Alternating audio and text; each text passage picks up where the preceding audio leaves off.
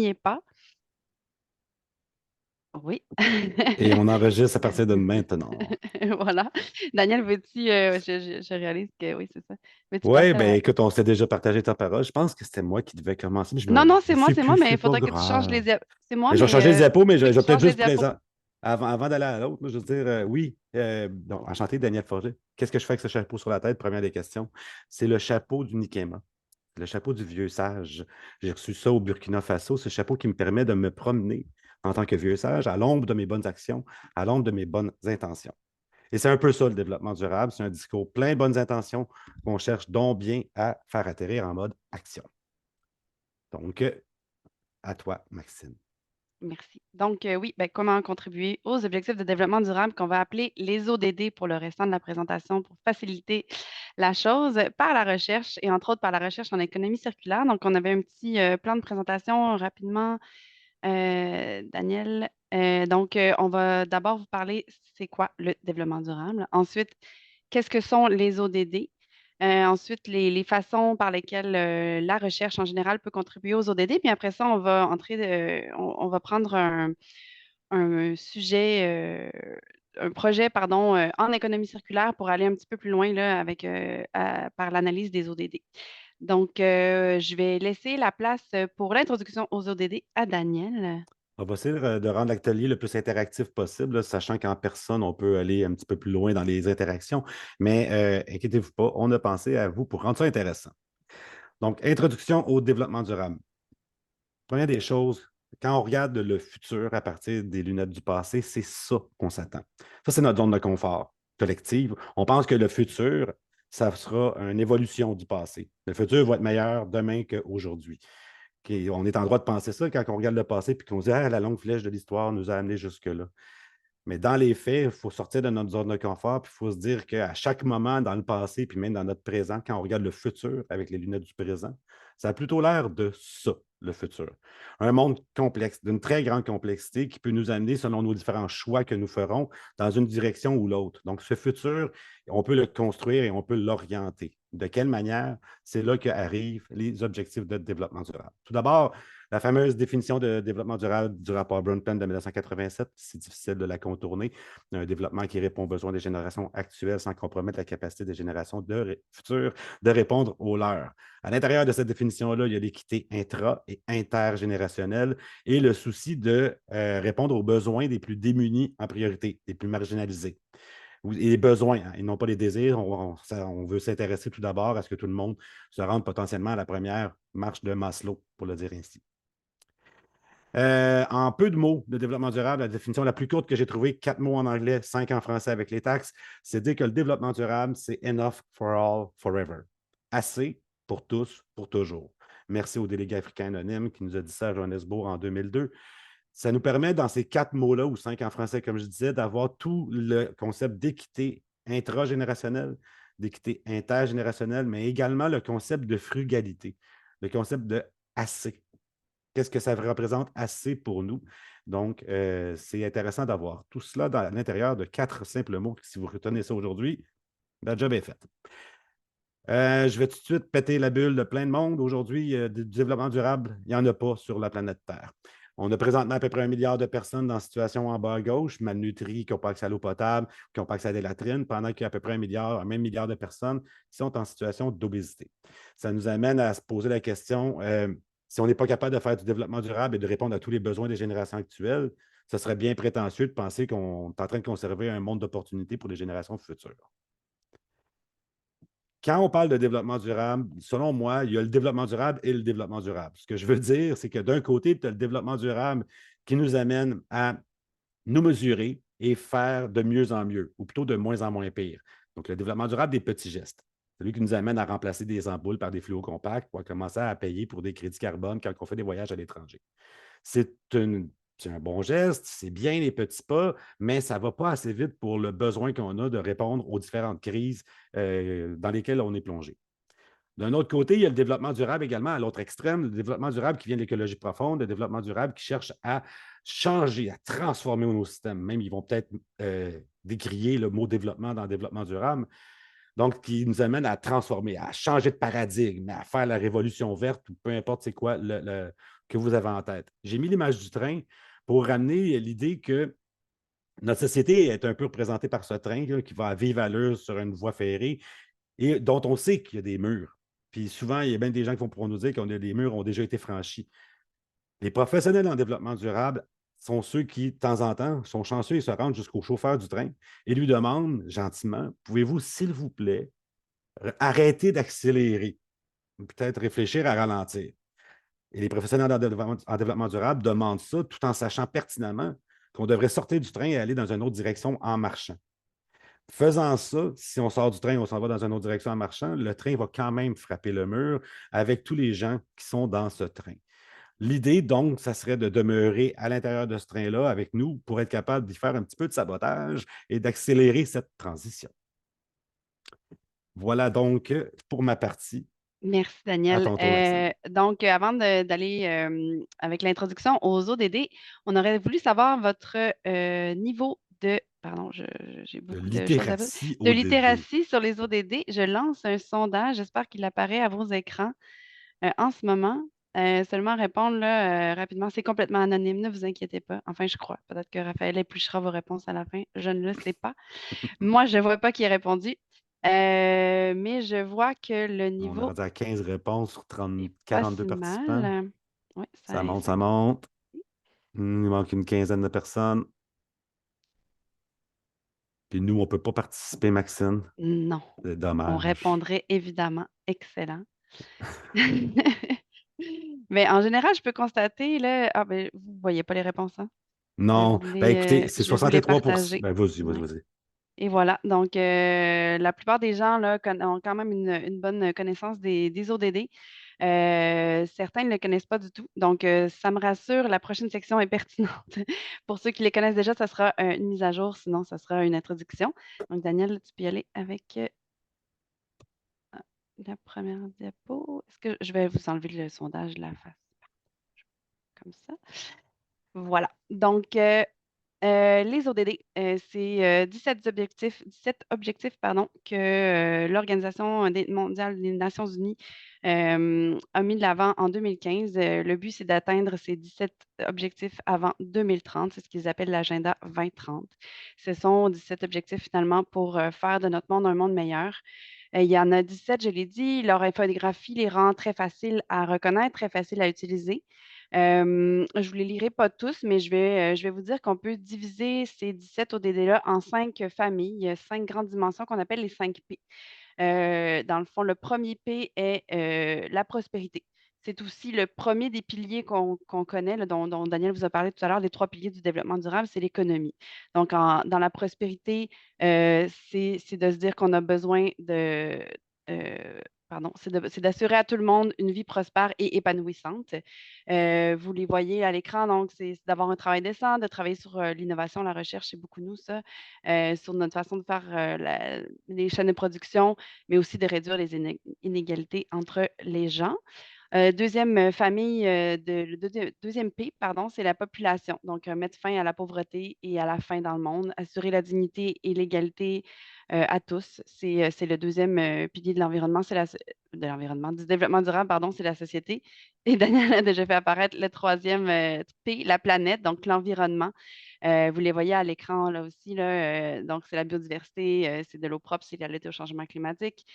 Euh, et donc, à ceci s'ajoutent les deux derniers P, la paix, parce qu'il faut un climat stable et une paix mondiale pour arriver à faire tous ces objectifs-là. Et partenariat, parce qu'on ne peut pas y arriver seul. Et il va falloir beaucoup de travail en commun, de mise en commun des connaissances, entre autres, pour arriver à atteindre les 17 objectifs. Donc, en plus, oui, Bah, vas-y, c'est une très grosse bouchée là, d'avoir oui, 17 oui, oui, objectifs à oui. l'intérieur d'un même projet de recherche, à l'intérieur d'une même fonction. Donc, l'idée, c'est vraiment de s'appuyer sur les autres puis de voir que cette montagne-là, ben, on n'est pas seul à la monter, qu'on la monte tout le monde ensemble. Mon ancien patron disait, Daniel, un éléphant, ça se mange une Une bouchée à la bouchée à la fois. fois. Tout à fait. En plus de les regarder par famille, on peut aussi les représenter sous forme d'un gâteau de mariage. En fait, cette image-là, cette illustration a été développée par le Stockholm Resilience Center en 2016, si je ne m'abuse. C'est le SDG Wedding Cake. Vous voyez ici qu'on place pardon, à la base la biosphère. La biosphère est à la base de tout, puis ensuite viennent la société et l'économie. Les partenariats sont en haut complètement parce qu'ils sont essentiels, comme on vient de le dire, pour faire arriver tout ça. Personnellement, j'aurais aussi mis la paix en bas complètement. Il y a déjà même une petite flèche là, qui était prévue. J'aurais mis la paix en bas parce que ça prend un climat mondial stable pour faire tout ça, mais c'est pas comme ça que les auteurs l'ont fait, donc je ne dénaturerai pas leur œuvre.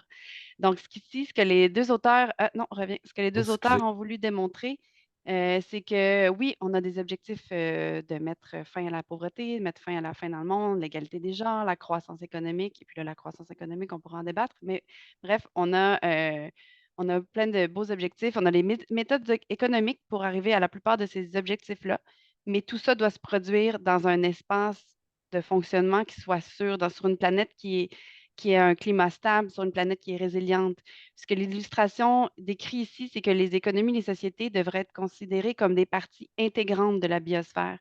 Ici, la biosphère est à la base de tout parce que sans la biosphère, on ne peut pas répondre à nos besoins.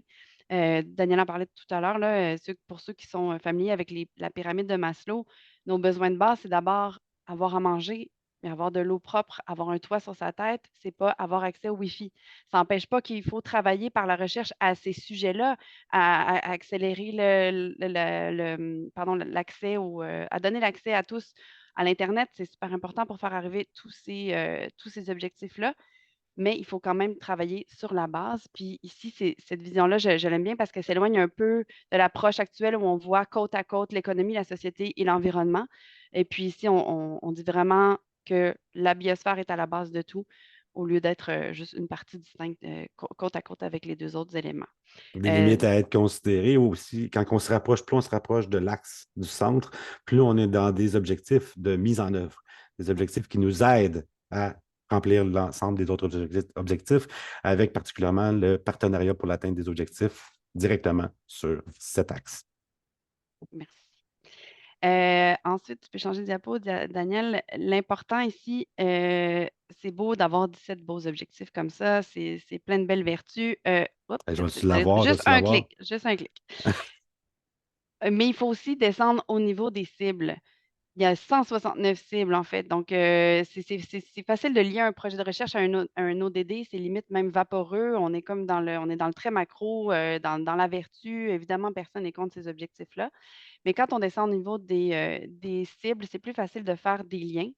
Vous voyez ici, on vous a mis quelques-unes des cibles de l'objectif 6 qui est eau propre et assainissement. Vous voyez le dernier là, qui parle voyons, pardon, de restaurer les écosystèmes liés à l'eau. Il parle de montagnes, de forêts, de zones humides, de rivières et tout ça. Donc, Daniel, tu peux y aller avec le prochain. Vous voyez Ouais. que C'est que les cibles sont entre. indissociables. C'est ça Oui. le caractère des cibles et des objectifs de développement durable, c'est qu'on ne peut pas agir sur une sans qu'il y ait nécessairement des rétroactions, des synergies ou des antagonismes avec toute autre cible ou objectif. Oui, donc c'est ça. Donc ici, on voit clairement des liens, évidemment, c'est l'ODD6, mais on voit clairement des liens, c'est écrit avec la biodiversité autant aquatique que terrestre. Mais évidemment, il y a aussi la santé, parce que de l'eau propre, c'est la santé. La production responsable, parce qu'il faut utiliser l'eau de façon responsable dans nos chaînes de production. La lutte au changement climatique, évidemment, il faut des écosystèmes résilients. Mais on a mis ici l'énergie en rouge pour vous montrer que ce n'est pas toujours juste du positif. L'objectif 7, c'est énergie propre, abordable pour tous. Certains de nos dirigeants pourraient dire, donc c'est facile, on va juste faire plus de barrages, parce que plus de barrages, c'est de l'hydroélectricité, c'est de l'électricité propre pour tout le monde. Mais plus de barrages, ça veut dire destruction d'habitat.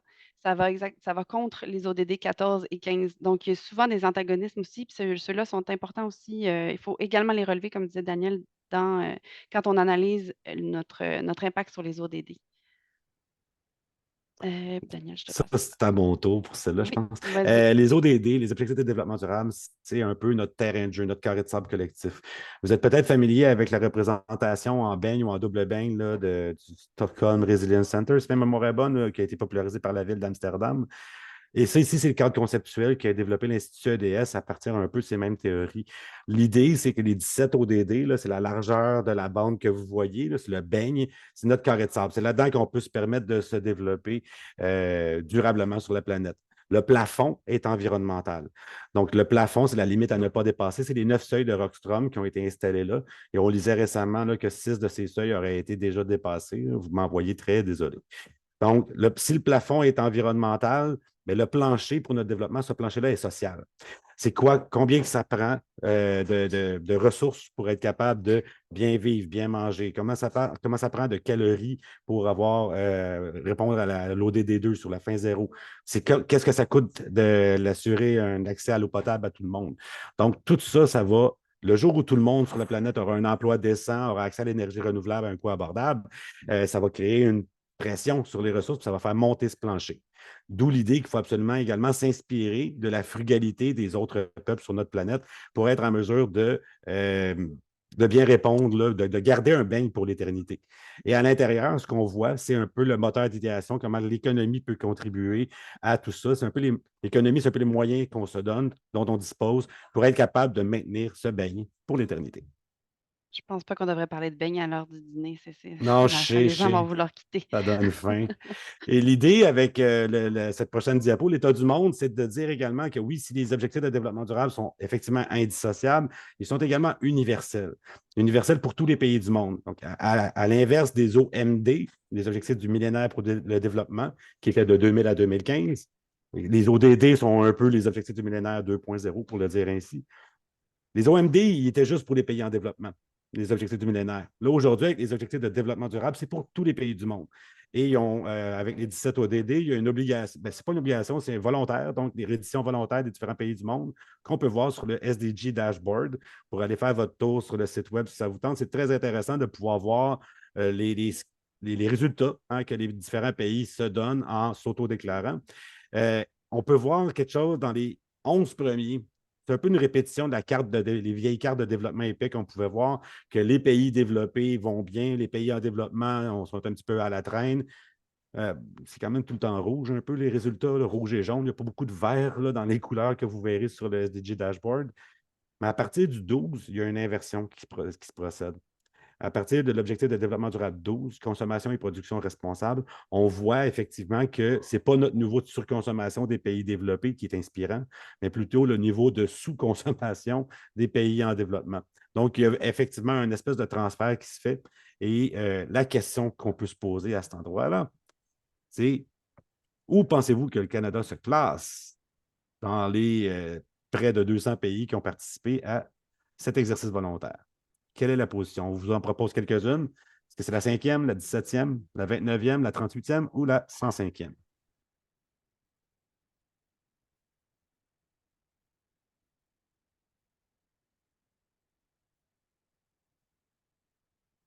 On demande aussi les deux questions sont ouvertes en même temps, Daniel. On demande dans quel OK, ODD on merci. pense que le Canada performe le mieux. On vous en a mis 6, 7. Donc, les réponses rentrent.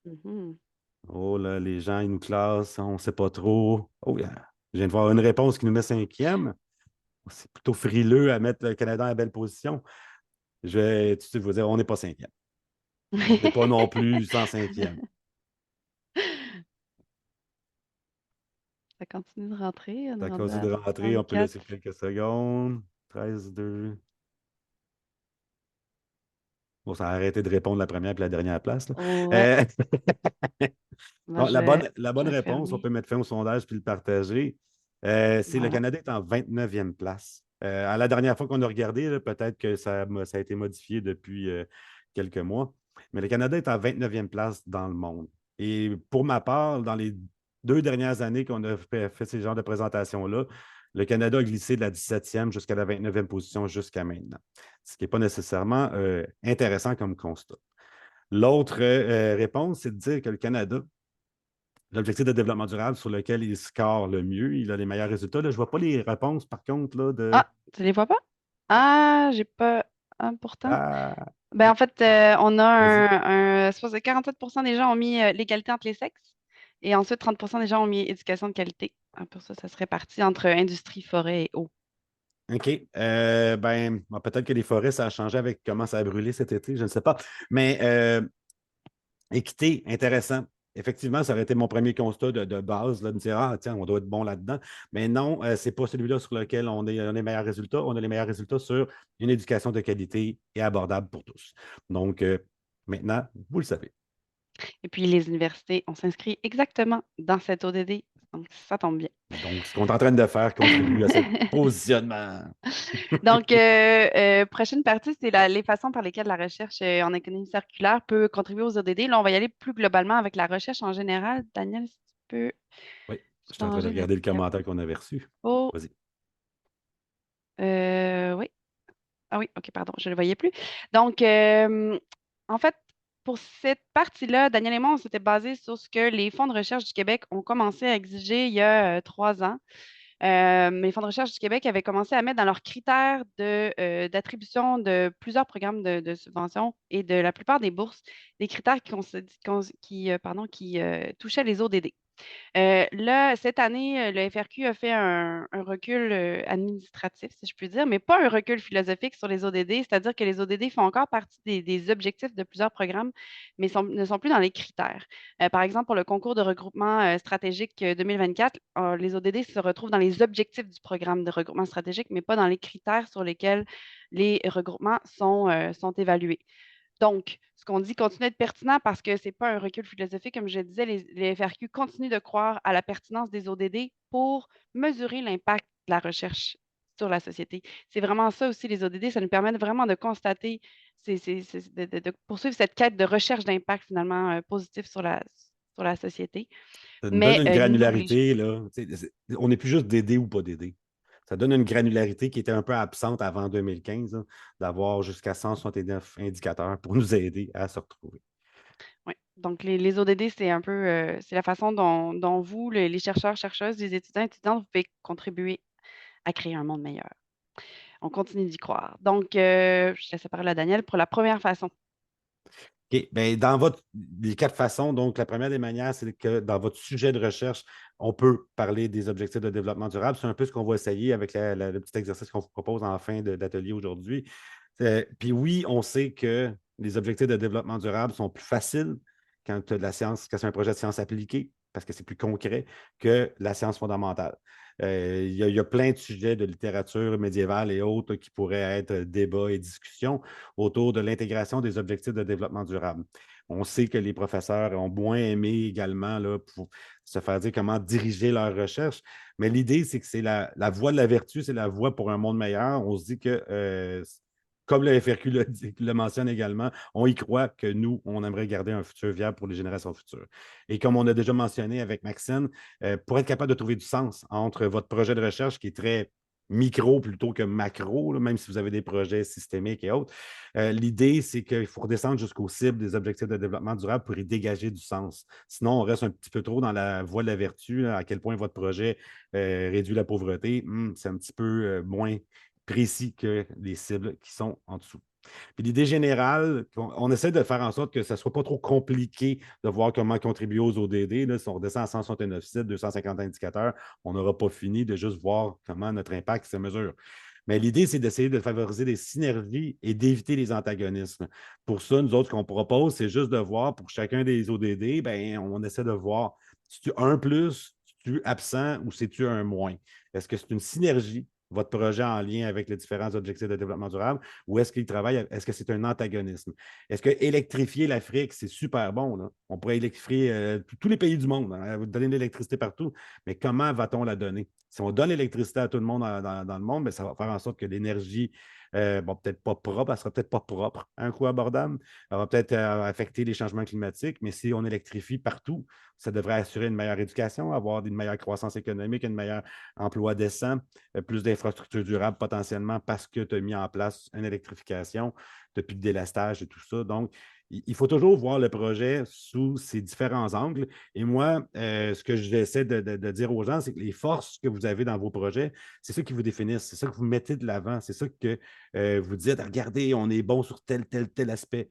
Mais les faiblesses que vous notez sont tout aussi importantes, voire plus importantes à cibler, parce que c'est sur ces faiblesses-là que vous avez un plus grand impact négatif. Il ne faudrait pas que votre combat nuise au combat des autres, pour le dire ainsi. Et ces faiblesses-là deviennent tout autant d'opportunités pour les transformer en éléments de recherche. Donc, comment est-ce que votre projet qui devait détruire un habitat a finalement fait en sorte de redonner un écosystème à cause qu'on l'a travaillé différemment qu'une autre équipe.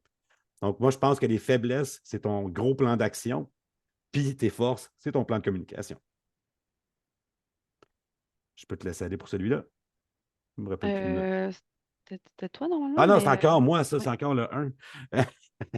Bon, ben, c'était des exemples finalement là, de différents projets qui peuvent influencer, qui peuvent avoir des liens avec les différents objectifs de développement durable. Fait que, je peux peut-être te laisser aller. J'aimerais ça qu'on garde du temps pour la discussion à la fin.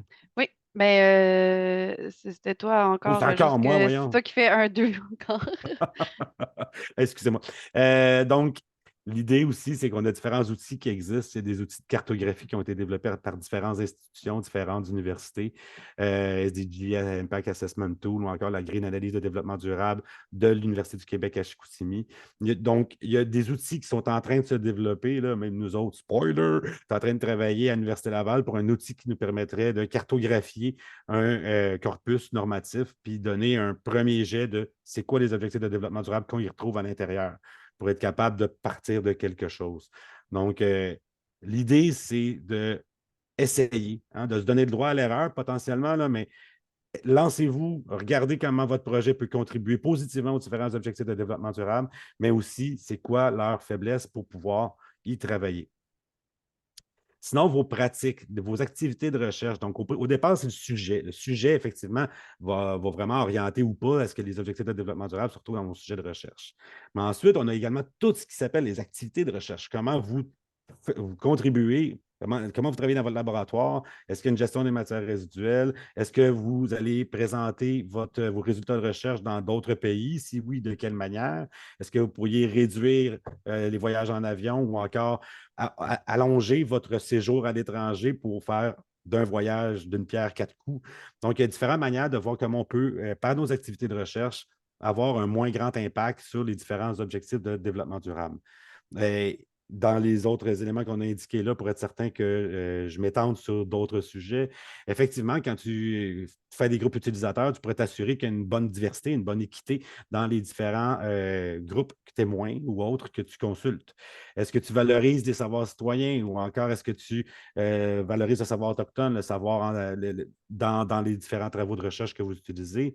Et puis, est-ce que, oui, vous faites de la domotique dans vos différents locaux? Est-ce que le transport que vous utilisez pour aller sur votre terrain est fait d'une manière optimale?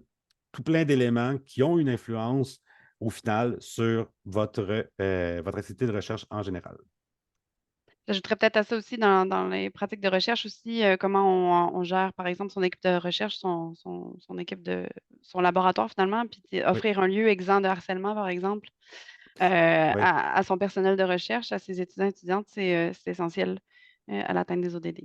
Je pense qu'on le recoupe entre le 2 et le 4, celui-là, Ouais, mais ouais. c'est pas grave, c'est à mon tour de te dire que Donc, troisième et avant-dernière façon de contribuer, dont vous pouvez contribuer aux ODD par la recherche, c'est évidemment la contribution à la démocratisation du savoir, des connaissances. C'est d'éviter finalement que votre recherche soit tablettée, c'est s'assurer, lorsqu'on fait de la recherche, de redonner aux communautés qui sont directement impactées, de travailler avec les utilisateurs de la recherche en amont, en aval. De s'assurer de vulgariser les résultats de la recherche aussi au grand public. C'est super important.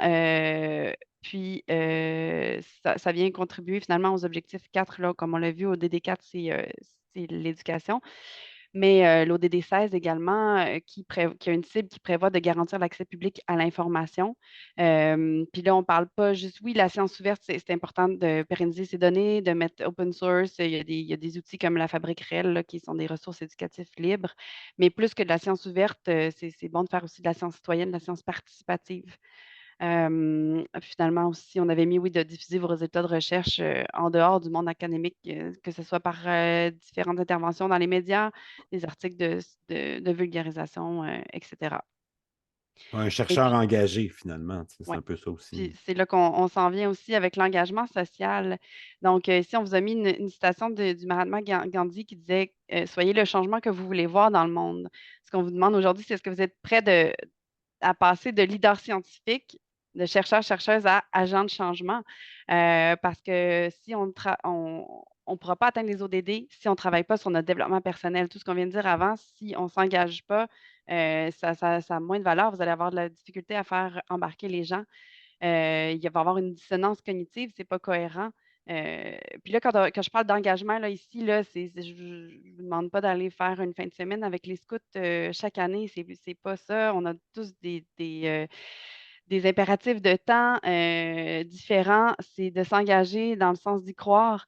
C'est de développer vos compétences, des compétences pour sauver le monde. Là. Daniel a peu le temps d'en parler. J'aime beaucoup quand il parle de Ah, c'est compétences vrai. de vie, que les compétences On les a coupés, eux essentielles, autres. ouais, pour Ouais. le développement durable. Mais tu sais, c'est de développer des compétences interpersonnelles, de pensée systémique, d'anticipation, des compétences stratégiques. C'est toutes des compétences qui vont vous permettre de devenir un leader positif, puis d'aider à changer le monde finalement tranquillement.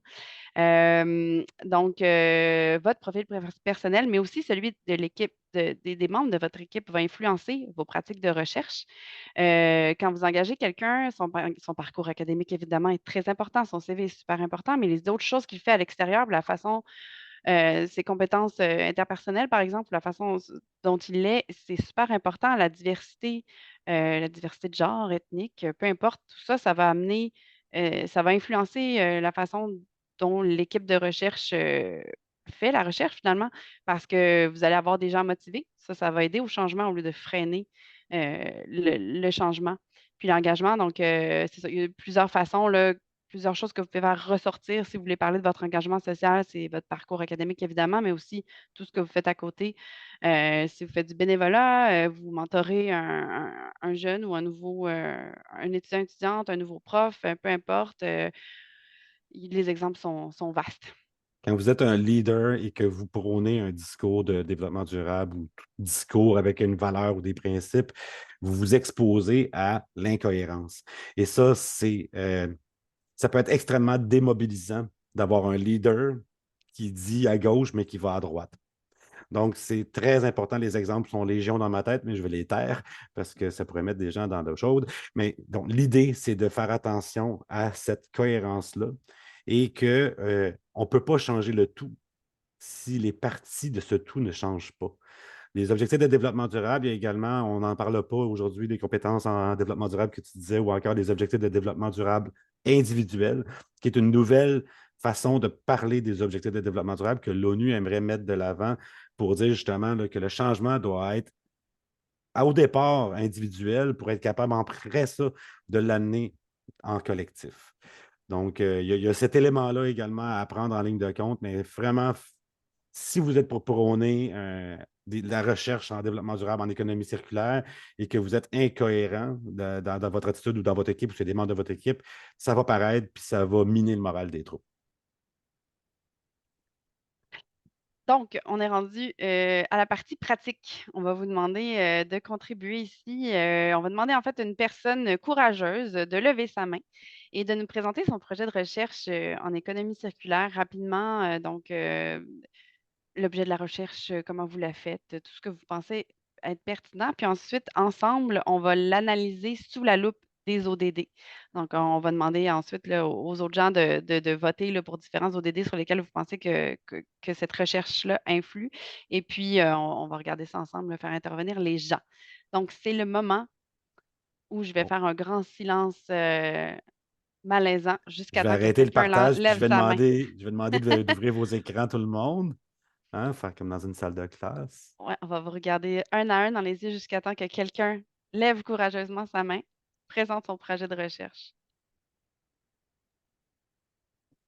Quelqu'un Ce veut. qu'on J'imagine que fait, le on en projet n'a désigne. pas besoin d'être complété à ce stade-ci. Juste une idée de Pas du projet. tout, pas du tout. Ça peut être un projet qui a déjà eu lieu ou un projet qui va avoir lieu.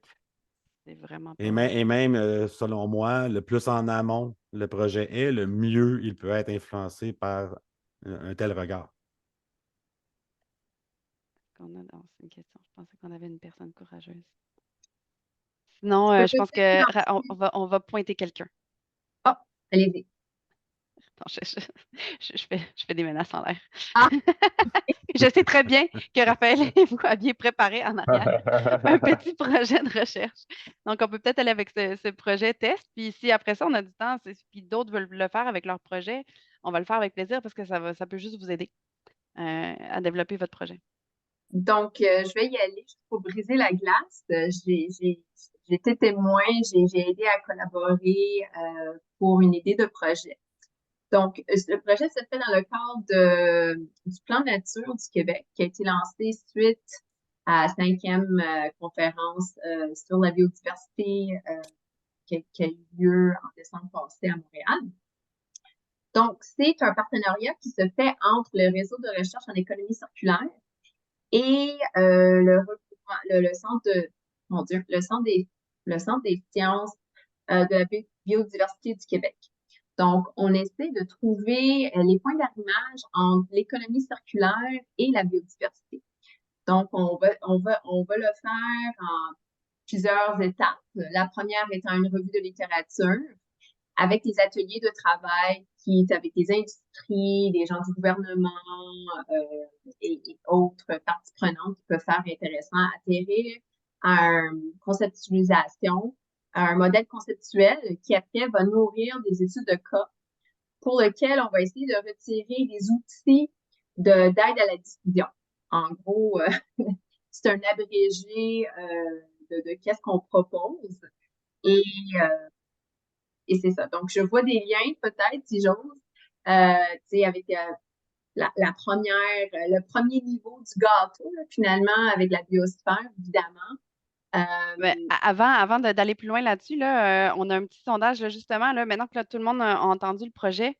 Puis là, je l'ai écrit là, rapidement et je m'excuse des erreurs et de ne pas avoir tout bien mis, mais je vous l'ai mis là pour le résumer pour les gens. Donc là, je vais lancer un sondage Mais dans là, lequel. juste avant, est-ce Oui, que M. oui, oui. Normandin, qui a la main Ah levée, oui. veut compléter la présentation du projet? Ou... Ouais, en fait, c'était juste pour peut-être une mise en contexte. Là, je dirais les prémices de base pour l'émergence de ce projet-là, c'est que si on augmente la circularité d'un territoire, en principe, on devrait avoir une ponction dans les ressources vierges moindre, donc on va utiliser davantage les ressources secondaires. Et si on a une ponction moindre de ressources primaires, en principe, on devrait avoir une préservation plus grande de la biodiversité, parce qu'évidemment, pour aller chercher les minéraux, pour aller chercher le bois dont on a besoin. Évidemment, tout ça a des impacts sur la biodiversité. Donc, si on a moins à le faire, en principe, on devrait avoir une préservation plus grande de la biodiversité. Donc, ça, c'est la prémisse de base du projet on est en train de monter avec les chercheurs du réseau et ceux de biodiversité. Je voulais juste apporter une précision sur le projet. Est-ce qu'il y a une parenthèse territoriale à ce projet? Est-ce que c'est en milieu urbain, en milieu rural? On va tester sous différents angles, si on veut, au niveau d'une entreprise. En fait, on va avoir différentes échelles, si tu veux, de regard sur l'impact de l'économie circulaire sur la biodiversité. Donc, à l'échelle d'un produit ou d'une entreprise, à l'échelle d'un territoire, etc., d'un secteur ou d'un territoire. Parfait. Donc, avec ce complément d'information, ouais, Maxime, je peux te laisser y aller. Oui, donc je lance le sondage. Là. Vous allez voir, il y a deux questions, mais c'est parce qu'on ne peut pas mettre 17 ODD dans une seule question. On est limité. Donc, on vous demande si vous croyez, parmi les 17 ODD, qu'il y en a certains qui sont touchés par ce projet-là. Je pense que oui, au moins quelques-uns. Puis ça peut être positivement ou négativement. Donc, je vous invite à aller. Puis, veux-tu les remettre à l'écran? Quoi qu'on peut les lire. On peut Ouais, les lire ben, comme ils ça, sont lus là, mais dans le sondage. donc, normalement. Oui, tout le monde voit les questions. Donc, allez sélectionner les ODD dans lesquels vous pensez que ce projet-là peut avoir un impact, qu'il soit positif ou négatif. Les réponses commencent à rentrer.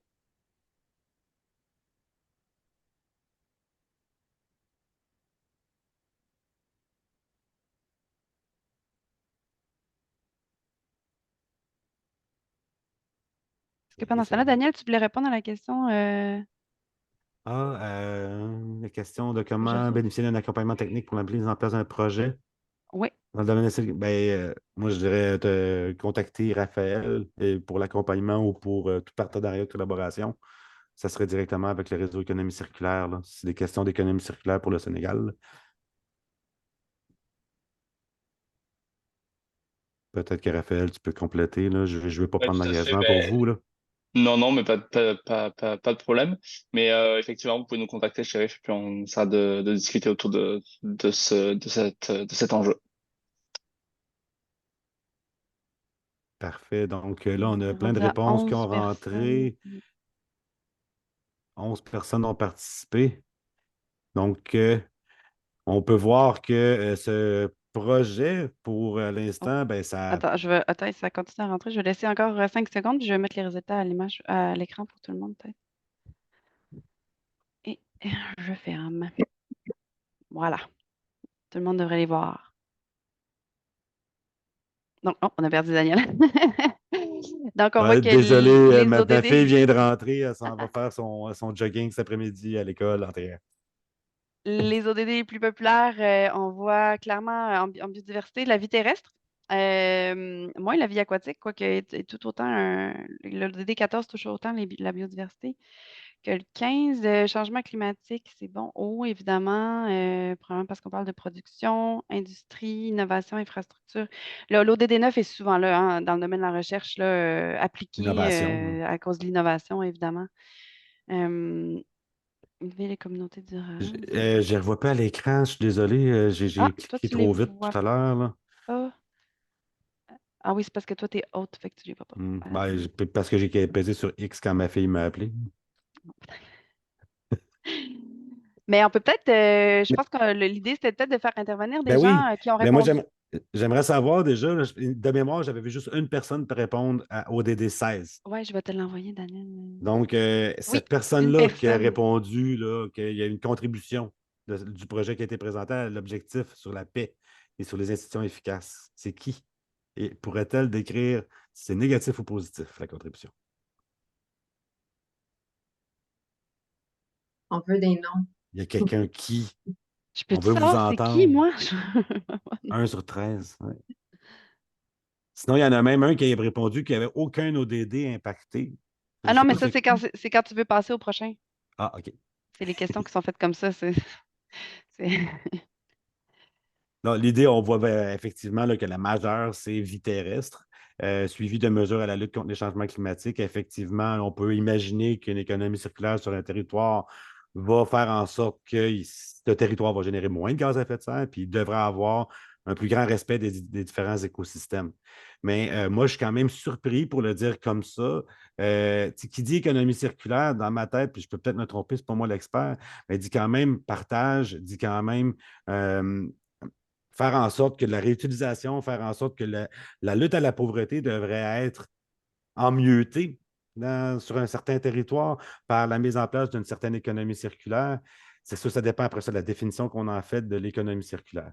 Euh, donc, Peut-être que ça coûte pas toujours moins cher pour le moment. Il y a ça aussi. non. Puis, tu sais, effectivement, ça peut peut-être même être le contraire. Tu sais, ça peut peut-être avoir un effet nuisible pour la compétitivité de nos entreprises de devoir leur rajouter des éléments lourds, administratifs, de remettre en circulation leur matière résiduelle ou autre. Un ODD peut se révéler à la fois positif et négatif selon les différentes cibles qu'on y retrouve ou les perspectives, les points de vue qu'on va y apporter. Moi, j'aimerais ça savoir, est-ce qu'il y en a qui avaient mis des points négatifs, une influence négative sur certains ODD, qui voudraient nous en parler? Vous pouvez ouvrir votre micro ou l'écrire, là, il n'y a pas de problème, mais j'aime toujours aller voir les antagonistes, c'est toujours intéressant. Daniel, en avais-tu dénoté? Des antagonismes à ce projet.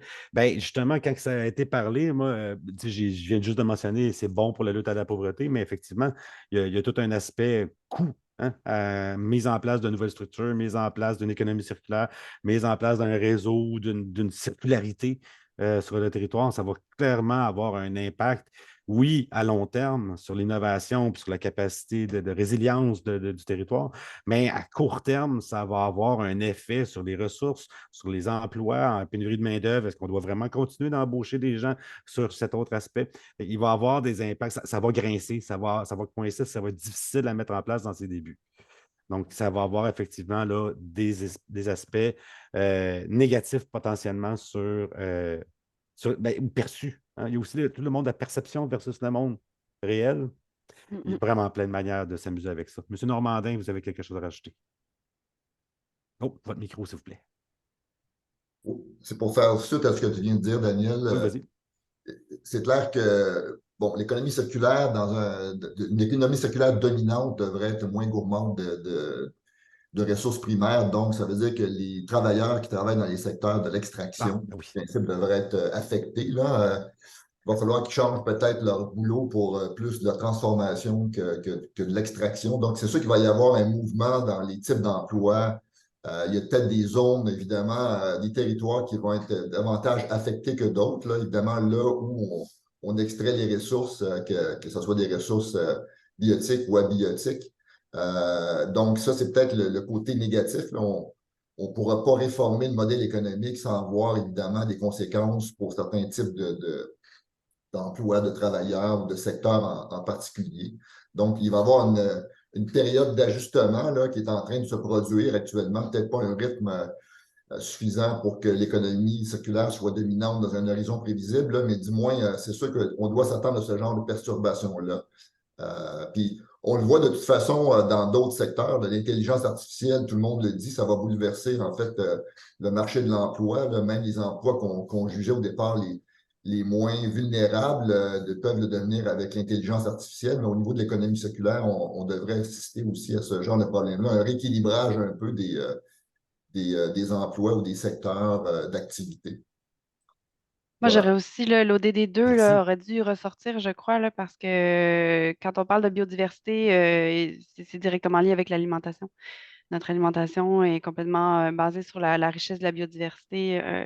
Donc, il y a un lien ici indissociable. Puis l'eau aussi là-dedans, là, c'est tout un nexus finalement. Oui, puis la 14 aussi, je trouve qu'elle pourrait être davantage développée parce qu'évidemment, le projet vise aussi, parce qu'on tire quand même beaucoup de ressources au niveau aquatique, là, que ce soit dans les cours d'eau, en fait, autant en eau douce qu'en eau salée. Là, donc, en principe, puis en fait, on pourrait dire même quand les villes s'étendent dans des milieux humides, évidemment, ça a un impact majeur sur la vie aquatique. Donc, bref, le projet, normalement, devrait impacter positivement, en principe, la vie aquatique autant que terrestre. Fait que probablement qu'on devrait allonger, évidemment, la barre bleue pour ce qui est de la vie aquatique. Si on se projette, effectivement, oui, je vais donner la parole à M. Laplate tout de suite après, j'aime ça les mains levées, là.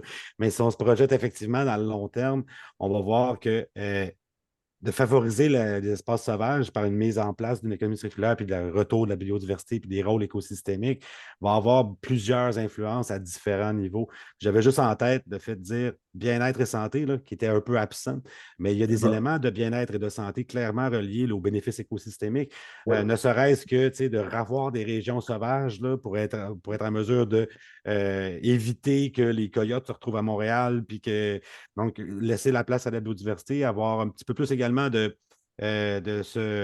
comment je dirais ça, de maintenir cette biodiversité pour assurer là, la recherche sur les antibiotiques, la recherche sur les anticorps et autres. Donc, il y a différents éléments sur l'utilisation fine de la forêt qui peut être mise de l'avant sous le secteur de la santé par le biais d'un projet d'économie circulaire sur un territoire. Monsieur Laplate? Ouais, je suis embêté parce que je vais peut-être jeter un pavé dans la mare. Allez-y, c'est à ça que ça sert. Pardon? C'est à ça que ça sert. Pour voir un Ouais, problème sous tous ses angles et pour voir où sont les pavés. c'est un peu ma spécialité, malheureusement. Non, en fait, c'est que je m'intéresse évidemment beaucoup, en tant que directeur adjoint du CERIEC aussi, à l'intégration de l'économie circulaire dans les politiques publiques. Donc, évidemment, il y a un lien avec la recherche, puisque la contribution de la recherche est éminemment importante dans les débats publics, dialogue sciences-société, pour tenter d'influencer les décideurs et tout. Puis chaque fois qu'on fait référence aux EDD, et je le vois, c'est tentant de faire une instrumentalisation des ODD. En fait, c'est que tu peux, et puis on le voit juste dans la conversation qu'on vient d'avoir, tu peux rapidement leur faire dire ce que tu veux et leur contraire. Par rapport à votre champ d'études et dans votre pratique, comment est-ce que vous vous composez avec cette situation-là? Parce qu'en même temps, pour les chercheurs, il y a toujours un souci d'objectivité scientifique. Et souvent, quand on dit, ben, vis-à-vis de tel ODD, ce projet devrait, blablabla, on est toujours en train de parler au conditionnel, vous le remarquerez. Et le conditionnel, en tout cas dans le français, c'est le temps qu'on utilise quand on a une incertitude.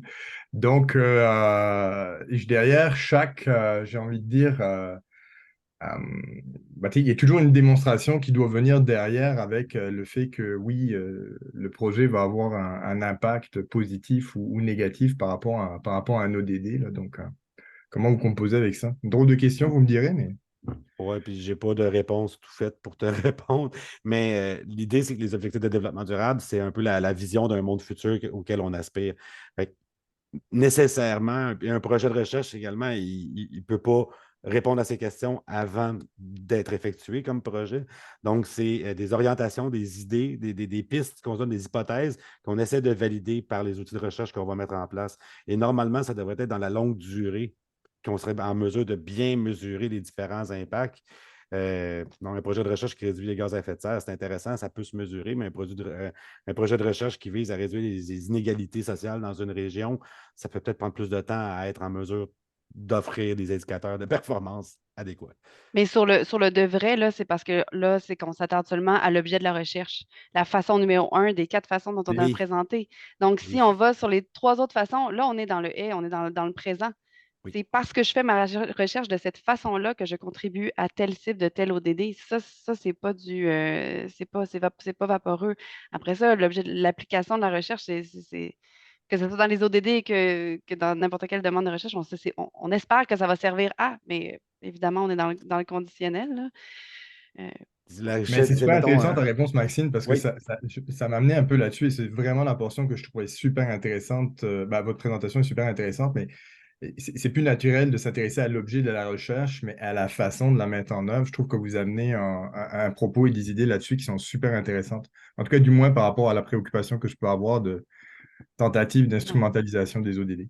Mais sinon, l'autre chose que j'allais dire, c'est oui, là, évidemment, on peut, comme vous l'avez dit, s'en servir très pour prouver facilement. tout son contraire. Oui, exactement.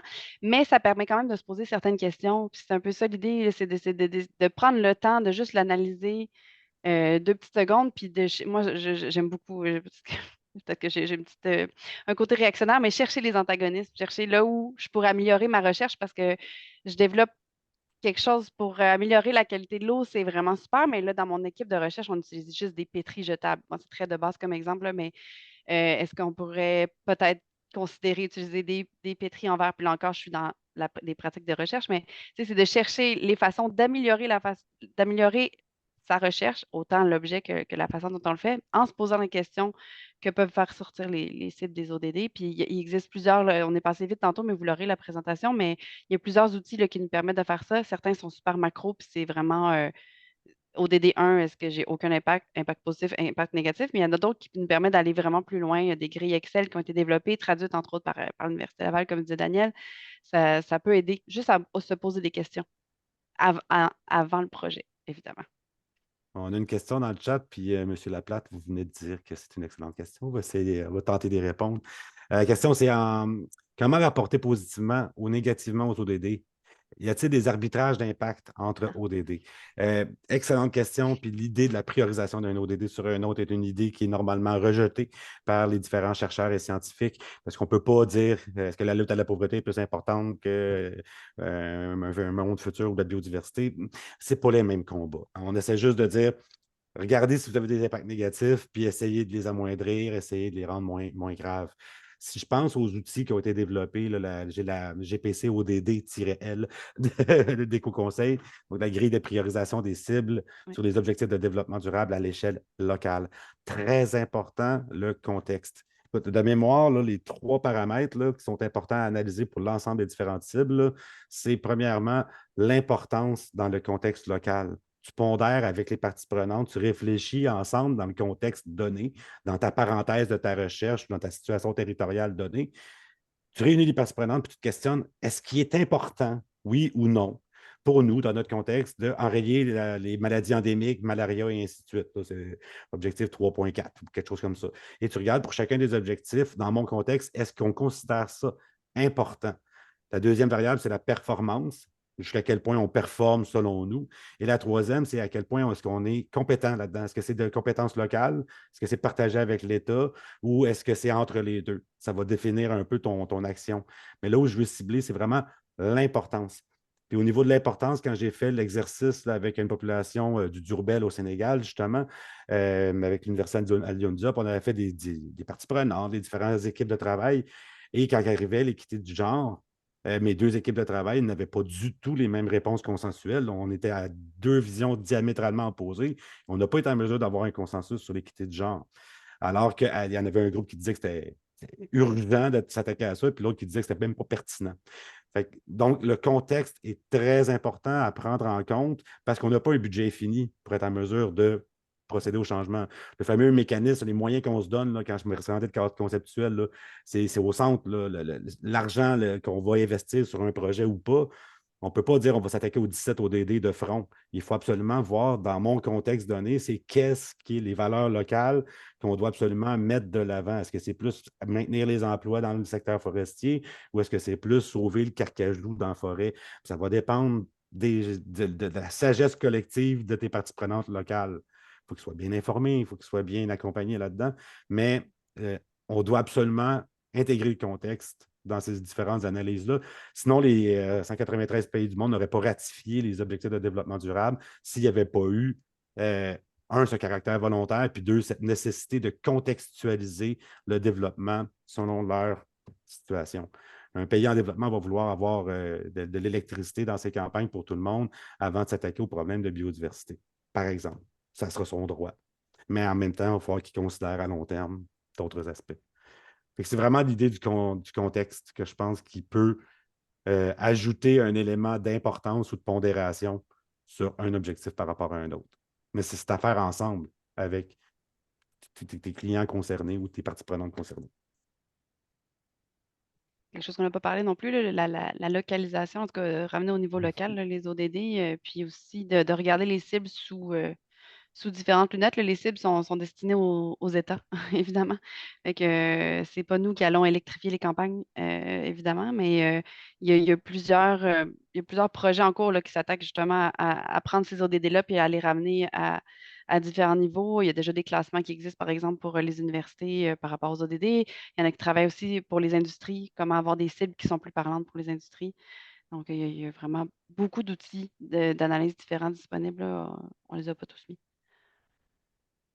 Liliana, voulais-tu intervenir? Oui, Liliana, en tout cas, tu as intervenu dans le chat, tu peux ouvrir ton micro.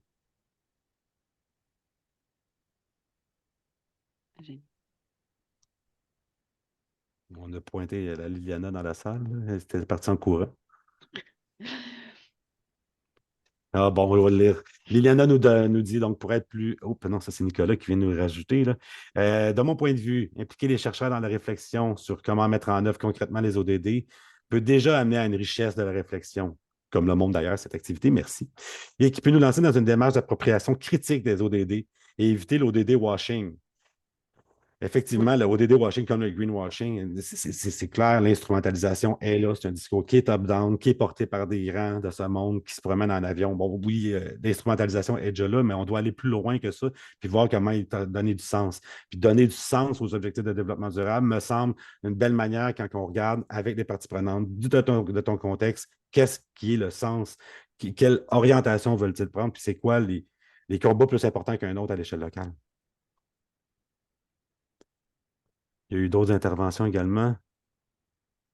Nicole Tremblay qui nous dit, pour être plus positif, j'aimerais signaler que j'ai été pendant une vingtaine d'années responsable du développement durable au ministère des Affaires indiennes au nord du Canada et j'ai aussi été sur le comité interministériel en DD dans cette période.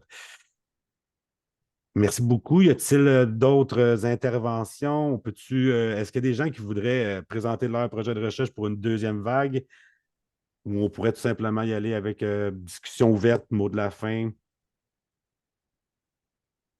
Parce que mettre la dernière diapo, Daniel? Ben, je peux remettre la dernière diapo ou je peux y aller live. Je peux essayer de la remettre. Ça vaut la peine. Oui, ça vaut la peine. On vient de parler d'être plus positif, justement. Effectivement, là, Il ne faut pas avoir un discours négatif quand on parle de développement durable. Ah, on avait quand même une question intéressante. Dans quoi le passage Ah, des allez-y. EMD aux ODD a été bénéfique pour les pays africains?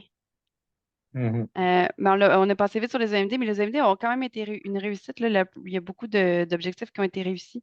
Je pense que la cible, c'était quoi la cible de réduction de la pauvreté? C'était 40%. En tout cas, ça a été Ben, positif. la pauvreté ultime, la pauvreté extrême a été Oui, beaucoup enrayée. En absolu, les OMD ont oui, réussi quand même leur travail, mais pendant qu'en absolu, on augmentait, là, c'est la fameuse trickle-down économie, là, qu'on donne là, aux plus riches puis que ça va redescendre jusqu'en bas, ben, ça a alimenté les inégalités sociales.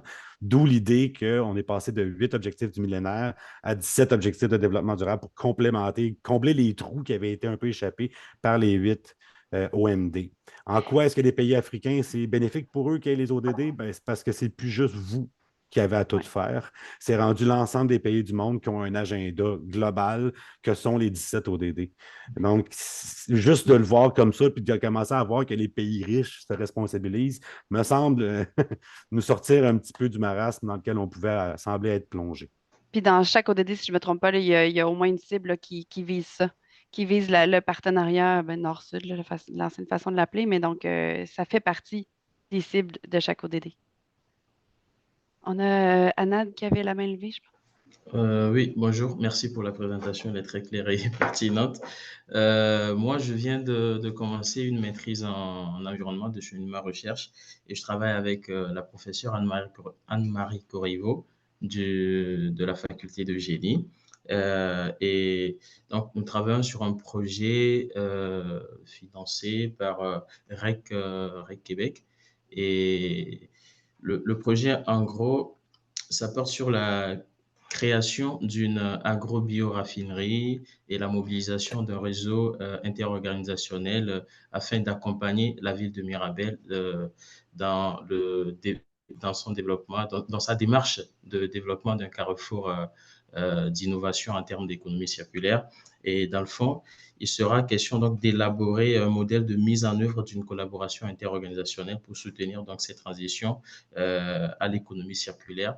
Et de l'autre côté, après mobilisation des acteurs, voir comment récupérer donc les résidus des industries agroalimentaires et pouvoir travailler avec une équipe de biochimistes et microbiologistes pour créer ou fabriquer ou concevoir d'autres produits à valeur ajoutée et ou bien des biosourcés.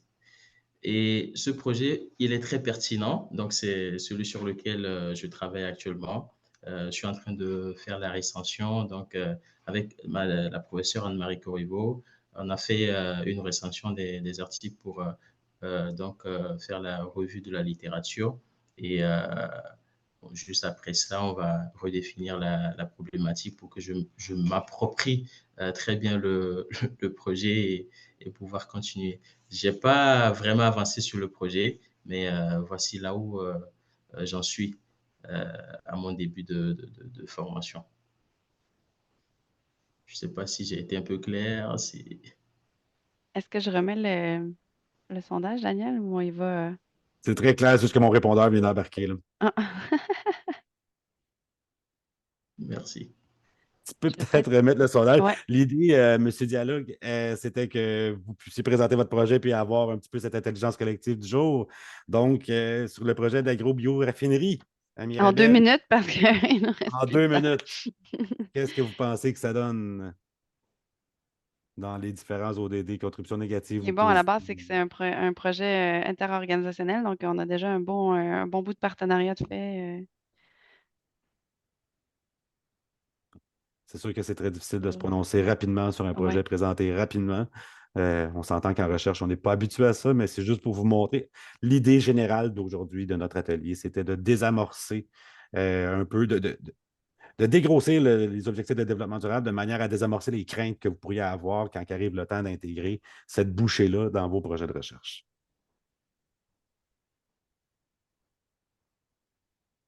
Énergie Oui, propre, oui, un coût abordable, je travail vais les partager comme ça, décent. on va pouvoir. Ah, là, tu les vois plus.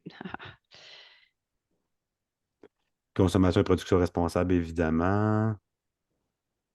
Tu sais, là, éducation qualité, je vois qu'il n'y a personne qui a répondu ça. Et si votre projet, vous faisiez la troisième option là, dans ce qu'on a présenté tout à l'heure et que vous communiquiez sur la valeur de votre projet, que vous fassiez des ateliers auprès de différentes populations pour parler de votre projet puis dire en quel point c'est un projet qui. Tu peux le mettre aussi en fin de projet là, pour parler de tes succès, non pas de tes intentions. Donc, il y a toujours manière de voir comment on peut ajouter un élément dans un projet.